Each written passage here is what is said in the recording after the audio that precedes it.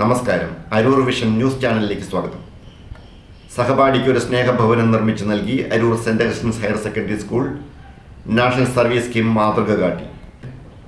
പരസ്പര സ്നേഹത്തിന് ഒരു വിലയും കൊടുക്കാൻ തയ്യാറാകാത്ത ജീവിതശൈലിയുമായി സമൂഹം മുന്നോട്ട് പോകുന്ന ഈ കാലഘട്ടത്തിൽ അമൂല്യമായ സമ്മാനമാണ് സഹപാഠികൾ ഒരുക്കിയതെന്ന് വീടിൻ്റെ താക്കോൽദാന കർമ്മം നിർവഹിച്ചുകൊണ്ട് സംസ്ഥാന കൃഷിമന്ത്രി പി പ്രസാദ് പ്രസ്താവിച്ചു. വാർത്തകൾ വിശദമായി.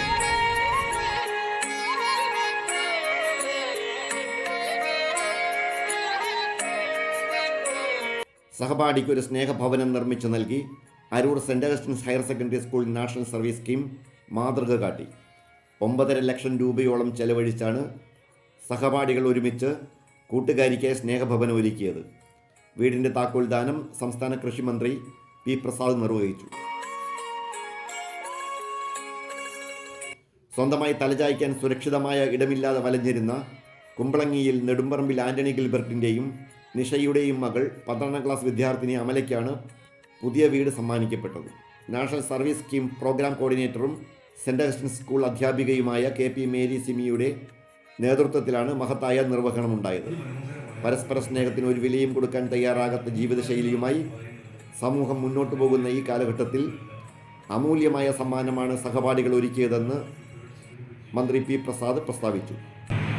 ആ മനോഹാരിത ദൃശ്യമാവുന്നത് സഹപാഠിക്ക് ഒരു സ്നേഹ വീട് ഒരുക്കി കൊടുക്കുക, അല്ലെങ്കിൽ ഒരു ബുദ്ധിമുട്ടായ ഒരാളിനെ സഹായിക്കാൻ തയ്യാറാവുന്നു എന്നതാണ്. അതിലാണ് നമ്മൾ കാണുന്ന ഏറ്റവും വലിയ മനോഹാരിത. ഇന്ന് ഏതാണ്ട് വിനിമയത്തിലില്ലാത്തൊരു നാണയം കണക്കെയാണ് സ്നേഹം നിൽക്കുന്നത്.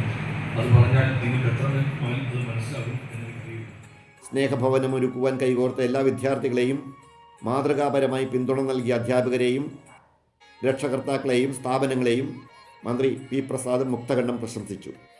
ഏകദേശം അരവർഷക്കാലം കൊണ്ടാണ് വീട് നിർമ്മാണം നാഷണൽ സർവീസ് സ്കീമിൻ്റെ നേതൃത്വത്തിൽ പൂർത്തിയായത്. അരൂർ പഞ്ചായത്ത് പ്രസിഡന്റ് അഡ്വക്കേറ്റ് രാഖി ആന്റണി ചടങ്ങിൽ അധ്യക്ഷത വഹിച്ചു. School principal Reshmi Ravindranath, block panchayat member Vijayakumari, ward member Elizabeth Xavier തുടങ്ങിയവരും അധ്യാപകരും രക്ഷകർത്തൃ പ്രതിനിധികളും വിദ്യാർത്ഥികളും ചടങ്ങിൽ സംബന്ധിച്ചു. മണപ്പുറം ഫിനാൻസ് കമ്പനിയുടെ CSR ഫണ്ടും വീട് നിർമ്മാണത്തിന് പ്രയോജനപ്പെടുത്തിയിരുന്നു എന്ന് അറിയുന്നു.